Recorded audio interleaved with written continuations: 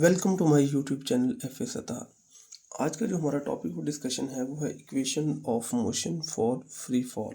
यानी अगर कोई ऑब्जेक्ट जो है वो फॉल करे टुवर्ड अर्थ, मतलब लेट्स सपोज आपने एक ऑब्जेक्ट को सम हाइट पे जाके छोड़ दी है और वो ऑब्जेक्ट ज़मीन की तरफ गिर रहा है। जब ज़मीन की तरफ गिरेगा तो यहाँ पे ग्रेविटी इसे अट्रैक्ट करेगी टुवर्ड अर्थ। यहाँ जो एक्सेलरेशन है ना, इसको आप लोग कहते हैं ग्रेविटेशनल एक्सेलरेशन, और इस मोशन को आप लोग कहते हैं फ्रीली फॉलिंग ऑब्जेक्ट या फ्री फॉल मोशन। अब यहाँ ऑब्जेक्ट डाउनवर्ड आ रहा है और यहाँ पे एक ही एक्सेलरेशन एक्ट कर रहा है, उसका नाम है ग्रेविटेशनल एक्सेलरेशन। अब हमने जो इक्वेशन ऑफ मोशन है ना, उसको लिखना है कि अगर कोई ऑब्जेक्ट फ्री फॉल करेगा तो इक्वेशन ऑफ मोशन क्या बनेगी। तो ए की जगह हम जी पुट कर देंगे। जी की वैल्यू हमारे पास 9.8 मीटर पर सेकेंड का स्क्वायर है, लेकिन कभी कभी इसको 10 भी माना जाता है। अब जो हमारे पास फर्स्ट इक्वेशन है ना, अगर हम देखें तो V F is equal to, ये हमारे पास होती है V I plus A T.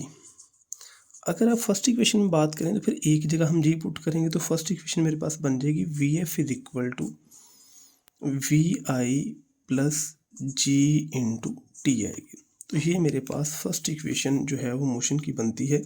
अगर इसको मैं कन्वर्ट करके लिखूँ तो वो ये वाली आएगी।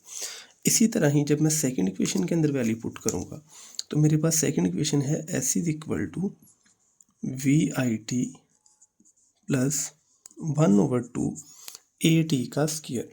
अब ए की जगह आएगा जी, तो ये बन जाएगा जी टी का स्क्वायर। तो ये मेरे पास बन गई सेकंड इक्वेशन ऑफ मोशन। मैंने ए की जगह जी पुट कर दी। थर्ड इक्वेशन है 2as इज इक्वल टू, तो ए की जगह मैंने जी पुट कर दी है, 2gs is equal to V F का स्क्वायर माइनस वी आई का स्क्वायर आएगा। तो ये मेरे पास है फर्स्ट इक्वेशन, उसके बाद सेकंड इक्वेशन, उसके बाद है थर्ड इक्वेशन ऑफ मोशन। अब कुछ पॉइंट इसके हम लोग डिटेल में पढ़ लेते हैं कि अगर हम किसी ऑब्जेक्ट को लेट्स सपोज जो है वो फॉल करते हैं अपवर्ड से डाउनवर्ड, या हम थ्रो करते हैं डाउनवर्ड से अपवर्ड। मेरे पास दो तरह की मोशन होती है, एक डाउनवर्ड मोशन और एक अपवर्ड मोशन। अगर मैं बात करूँ डाउनवर्ड मोशन की, तो इसमें ऑब्जेक्ट जो है वो अपवर्ड से डाउनवर्ड आएगा, और अगर मैं बात करूं कि अपवर्ड मोशन की, तो इसमें ऑब्जेक्ट डाउनवर्ड से अपवर्ड जाएगा। अगर लेट्स सपोज आप बात करें स्टार्टिंग पे डाउनवर्ड की, कि एक ऑब्जेक्ट को आपने अपवर्ड से डाउनवर्ड ड्रॉप कर दी है, तो इस केस में मैं बॉडी की इनिशियल वेलोसिटी को 0 मानूंगा। बॉडी डाउनवर्ड आ रही है, वेलोसिटी भी डाउनवर्ड आएगी, और एक्सेलरेशन ड्यू टू ग्रेविटी पहले ही डाउनवर्ड होता है, तो यहाँ पे दोनों की डायरेक्शन सेम है, तो मैं ए को लूँगा प्लस जी के बराबर। तो ये पॉइंट याद रखिएगा कि when an object fall toward the earth then acceleration due to gravity is taken as plus G. इसी तरह ही अगर मैंने एक ऑब्जेक्ट को अपवर्ड थ्रो कर दी है, let's suppose vertically upward motion है, इस केस के अंदर मैंने जब बॉडी को यहाँ से थ्रो करना है, तो ये मेरा स्टार्टिंग पॉइंट है और ये मेरा एंडिंग पॉइंट है। इस केस में मैं बॉडी की फाइनल वेलोसिटी को 0 मानूंगा, क्योंकि हाईएस्ट पॉइंट पे वेलोसिटी 0 हो जाएगी। लेकिन इस पूरी मोशन के दौरान में एक्सेलरेशन कहीं पे भी 0 नहीं आएगा।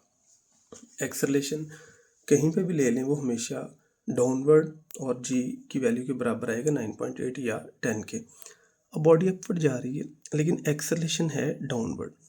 जो चीज़ें इनिशियल वेलोसिटी के ऑपोजिट है, क्योंकि इनिशियल वेलोसिटी अपवर्ड है इस केस में, जो इनिशियल वेलोसिटी के ऑपोजिट हो तो उसके साथ साइन आता है नेगेटिव जी। तो इस केस में एक्सेलरेशन को मानेंगे माइनस जी। तो अगर बॉडी अपवर्ड जाएगी तो ए की जगह मेरे पास आ जाएगा माइनस जी। तो ये पॉइंट तो बड़े इंपॉर्टेंट है कि अपवर्ड जाते हुए हमारे पास क्या होगा और डाउनवर्ड आते क्या होगा। अपवर्ड के केस में ए की वैल्यू मैं नेगेटिव जी लूँगा, डाउनवर्ड के केस में ए की वैल्यू मैं प्लस जी लूँगा। स्टूडेंट, आज का टॉपिक हमारा एंड हुआ। इसमें कोई क्वेश्चन है तो आप कमेंट कर सकते हैं। मज़ीद वीडियोस के लिए मेरा यूट्यूब चैनल सब्सक्राइब कीजिएगा। F star. Thank you so much for watching my YouTube channel.